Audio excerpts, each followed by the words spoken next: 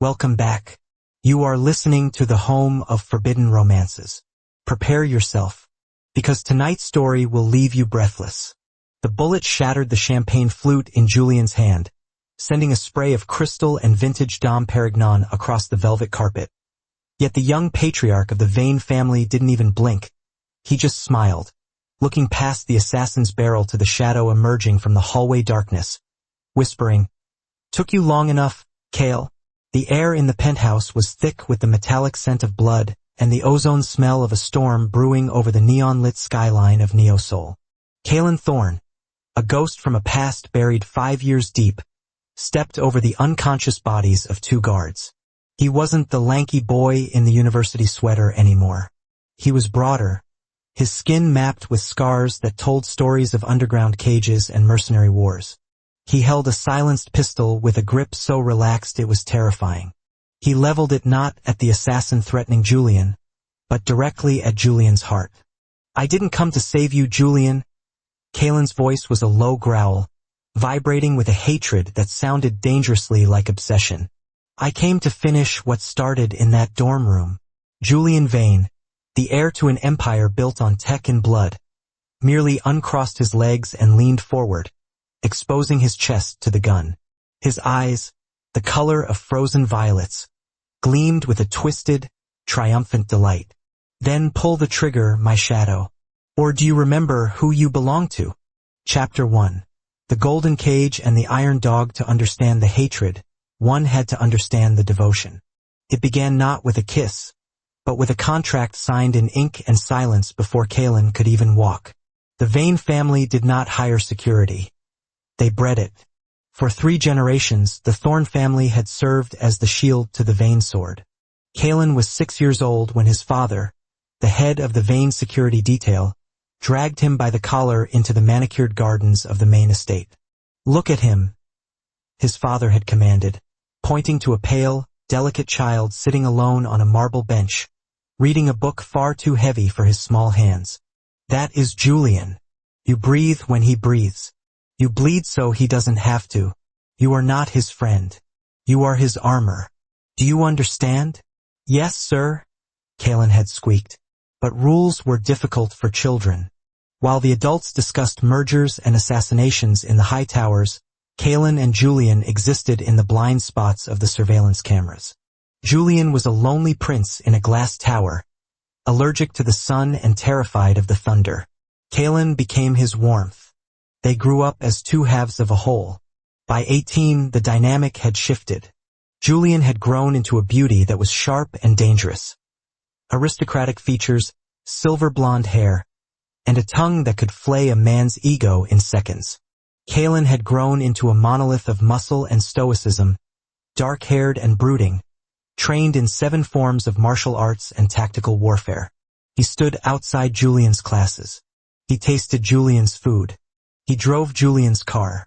"You're hovering, Kale," Julian would murmur, adjusting his silk tie in the mirror of the university penthouse they shared. "I'm doing my job," Kalen would reply, his eyes fixed on the reflection of Julian's exposed neck. "Is it a job?" Julian would tease, turning to catch Kalen's gaze. "Or do you just like watching me?" It was a dangerous game. The Vane family had strict protocols. Staff did not touch the merchandise. But the air between them had grown heavy, charged with the static of unsaid words and lingering glances. Every time Kalen pushed a fan away from Julian, every time he shielded Julian from the paparazzi, the contact burned. Chapter 2. The night the leash snapped, university was supposed to be Julian's playground, but it became Kalen's purgatory. Julian was wild, reckless, drinking in the attention of heirs and heiresses, flaunting his power. He brought people back to the penthouse just to see Kalen's jaw tighten, to see the flash of possessive fury in his bodyguard's dark eyes. It all came crashing down on a Tuesday in November. Julian had returned from a gala drunk, stumbling through the door with his arm draped around a rugby captain who had hands that wandered too freely. Kalen had been sitting in the dark, cleaning his sidearm. "Get out," Kalen had said. It wasn't a request. The rugby player sneered. "Who's the help talking to?" In 3 seconds, The player was on the floor with a dislocated shoulder, whimpering as Kalen dragged him into the hallway and locked the door. When Kalen turned back, Julian was laughing. A cruel, brittle sound. Jealous, Kalen? Julian slurred, leaning against the kitchen island, his tuxedo shirt unbuttoned. My father pays you to protect my body, not guard my virtue. You're drunk? Kalen gritted out, approaching him. Go to bed. Make me. Julian shoved Kalen. It was like shoving a wall. Kalen didn't move. Julian shoved him again, frustration and something hotter bubbling to the surface. Why are you always so stoned? Do you feel nothing? Am I just an asset to you? Stop it, Julian. Touch me. Julian screamed, the mask of the arrogant Heir shattering to reveal a desperate, lonely boy. I command you to touch me like I'm a person, not a package. He grabbed Kalen's face, his fingers digging into the bodyguard's cheeks, and crashed their lips together. It wasn't a kiss of romance. It was a collision. It tasted of expensive scotch and years of repression. Kalen froze for a heartbeat, his training screaming at him to pull away, to submit, to apologize. But the heat of Julian's body against his, the desperate noise Julian made in his throat. The leash snapped. Kalen groaned, a guttural sound, and slammed Julian against the marble counter. His hands, usually so careful, tangled in Julian's hair, pulling his head back to deepen the kiss. He devoured him. He kissed him with the hunger of a man who had been starving for a decade. Julian melted, wrapping his legs around Kalen's waist, surrendering control for the first time in his life. For an hour, there were no masters and no servants.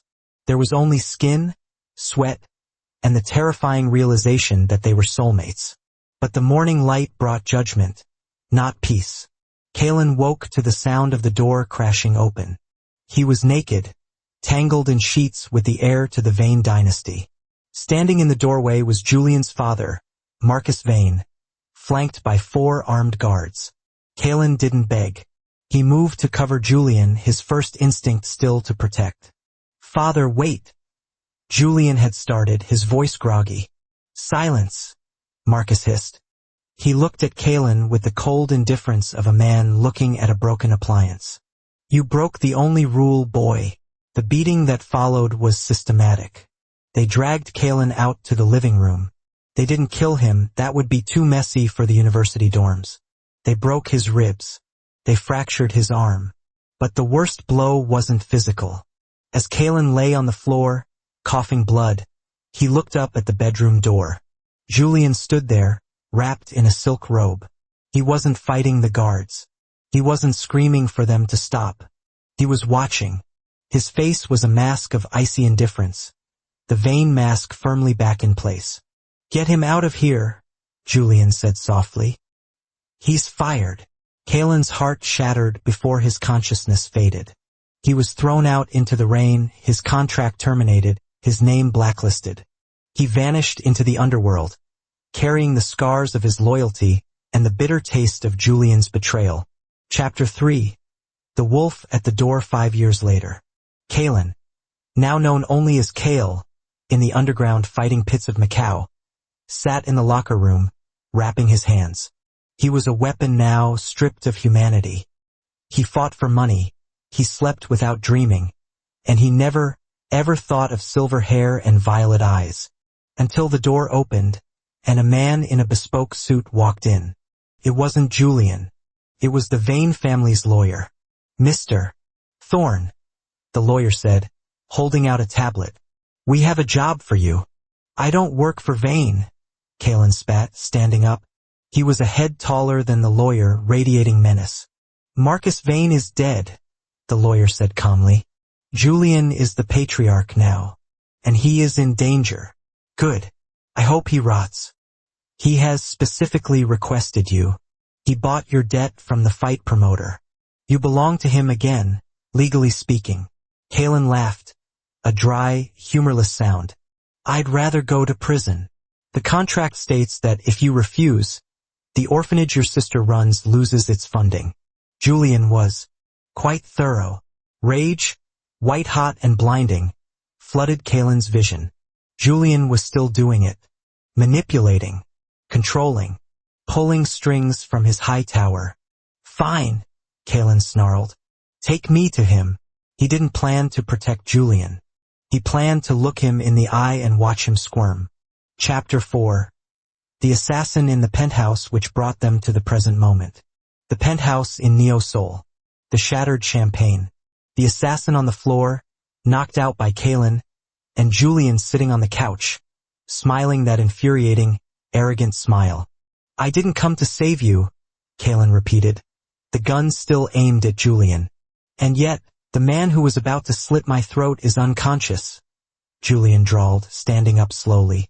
He walked toward the gun barrel until it pressed against the center of his chest, right over his heart. You were always terrible at lying, Kael.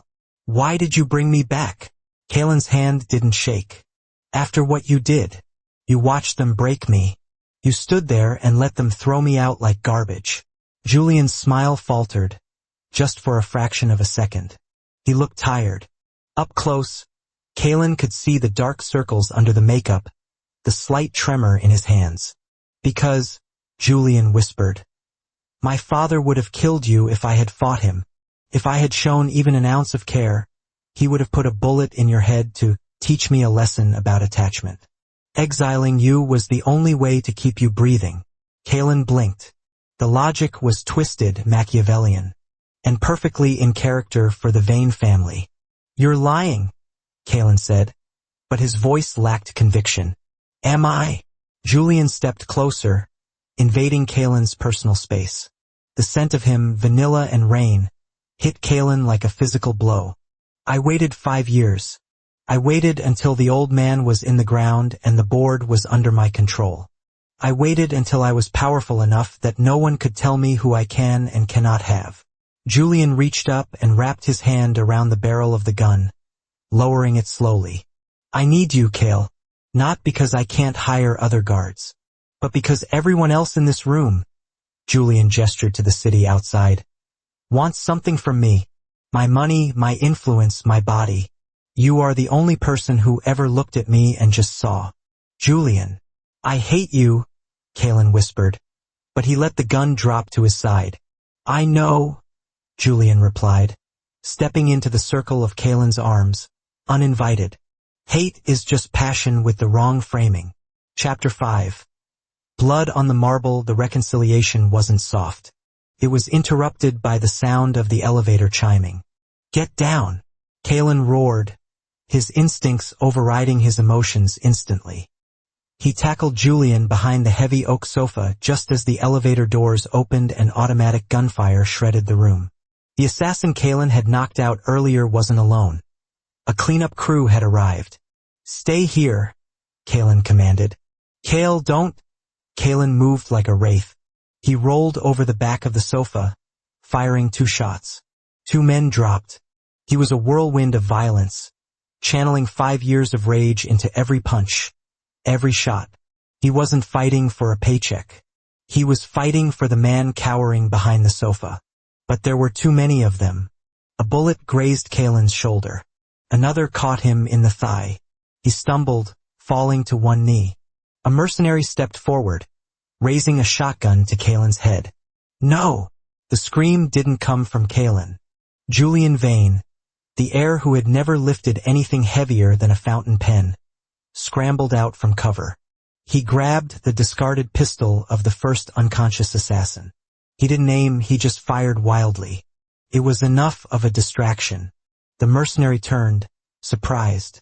Kaelin used the split second to drive a knife into the man's ankle, then rose up and snapped his neck. Silence fell over the room again. Kaelin collapsed against the wall, sliding down, blood pooling beneath his leg. Julian dropped the gun, his hands shaking violently, and rushed to Kaelin's side. You idiot! Kaelin rasped, grimacing as he pressed a hand to his leg. You broke protocol. Stay in cover. Shut up, Julian sobbed, tearing off his expensive silk tie to use as a tourniquet. Shut up, Kael. Julian's hands were stained with Kaelin's blood.